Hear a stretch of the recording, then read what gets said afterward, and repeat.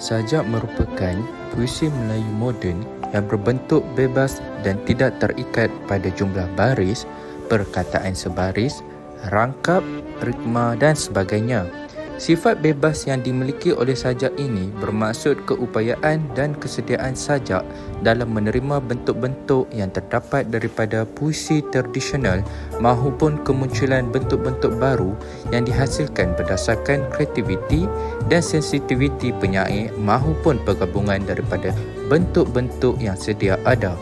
Kebebasan sajak dalam aspek bentuk dapat dilihat melalui cara ia dihasilkan dan ditulis. Beliau lahir pada 31 Ogos 1943 di Kampung Sesapan Batu Minangkabau, Beranang, Selangor. Semenjak kecil lagi, Ghaffar Ibrahim telah didedahkan oleh ayahnya kepada alam penulisan. Ayah beliau pernah bergiat aktif dalam bidang penulisan dengan memakai nama samaran sebagai Arab Street ketika menulis dalam ruangan akhbar Warta Malaya Singapura pada tahun 1930-an. Ghaffar Ibrahim turut didedahkan oleh neneknya kepada cerita-cerita Lipu Lara dan hikayat-hikayat zaman dahulu kala yang amat menarik minatnya. Kedua-dua faktor ini membenihkan minat beliau dalam dunia kesusasteraan Melayu. Ghaffar Ibrahim telah menunjukkan bakatnya sejak tahun 1958 lagi, iaitu sewaktu beliau berada dalam tingkatan 1. Utusan kanak-kanak iaitu Akhbar Mingguan Terbitan Utusan Melayu Kuala Lumpur telah menyiarkan tulisan beliau dalam bentuk berita, makalah dan hikayat. Daripada penulisan berbentuk berita, Ghaffar beralih kepada tulisan berbentuk sajak. Sajak pertamanya bertajuk Ensiklopedia Kehidupan Manusia tersiar dalam Mingguan Malaysia pada 8 Ogos 1965. Kegiatan persajakannya mula mendapat perhatian ramai apabila beliau mempelopori puisi 3V iaitu Verbal, Vocal, Visual pada tahun 1965. Dengan konsep 3V inilah, Ghaffar mematakkan pembacaan puisinya dengan dipersembahkan dalam bentuk tarian piring, pencak silat dan theatrical. Pada tahun 1974 dan 1975, beliau telah pun mengadakan persembahan membaca puisi secara perseorangan dan berkumpulan di dalam dan luar negara, antaranya di Universiti Malaya, University of Melbourne, University of Sydney dan Amerika Syarikat University of Iowa. Dalam sajak Ditakutkan Pada Malam, Abdul Ghaffar Ibrahim telah menyampaikan suatu pemikiran tentang kehidupan manusia dengan mengaitkannya dengan kejadian siang dan malam. Menurut penyajak, malam iaitu kegagalan hanyalah suatu keadaan gelap yang sementara.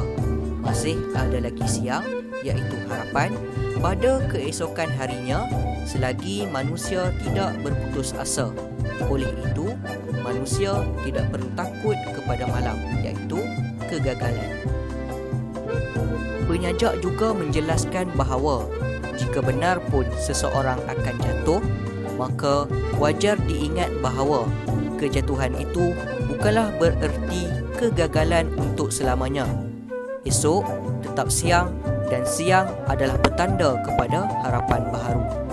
Justru itu, penyajak bertanya, apa ditakutkan pada malam? Kerana esok tetap siang selagi dada membara. Antara gaya bahasa yang terdapat dalam sajak Ditakutkan Pada Malam ialah: yang pertama, metafora, iaitu dada membara. Yang kedua, simili, iaitu seperti kita malam ialah perantau. Yang ketiga, personifikasi, iaitu jiwa garang. Singkop, iaitu tika. Ditakutkan Pada Malam, karya Abdul Ghaffar Ibrahim. Kiranya takut pada malam, terasa apa benar ditakutkan, kerana ini bukan hakikat kehidupan. Esok bila meninjau mentari, cahayanya tentu menghalau malam.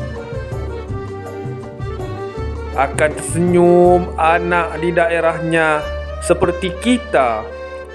Malam ialah perantau, tidak abadi. Cita di dada kekal dipinta, terus menyala, tentu terang di muka. Akan terbentang siang di jiwa garang. Sudah bertimbun sejarah mengisi buku dunia. Ada kala manusia jatuh, mereka belajar darinya. Dan tika bangun selamat mengingat bekas jatuh akan terpelihara dan singgah di pelabuhan demi pelabuhan.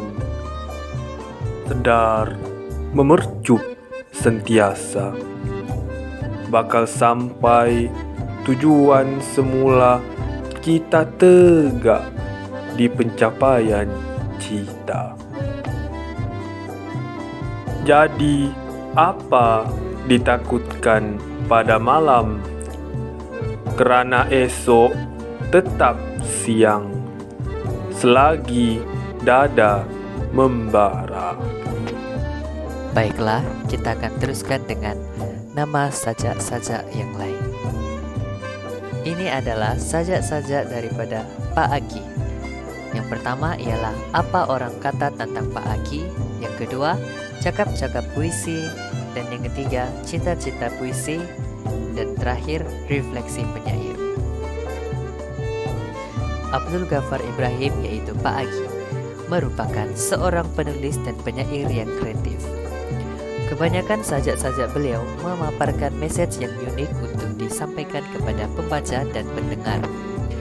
Pak Aki juga membicarakan bahawa setiap penulis bukan kesemua mereka memiliki kredo yang tersendiri, yaitu falsafah, teori atau kepercayaan yang dimiliki oleh seseorang penulis. Beliau menyatakan kredonya dalam mencipta sajak yang mengutamakan konsep 3V, yaitu verbal, vocal, dan visual. Oleh kerana itu, beliau mampu menghasilkan sajak-sajak hebat yang boleh memukau jiwa setiap pembaca.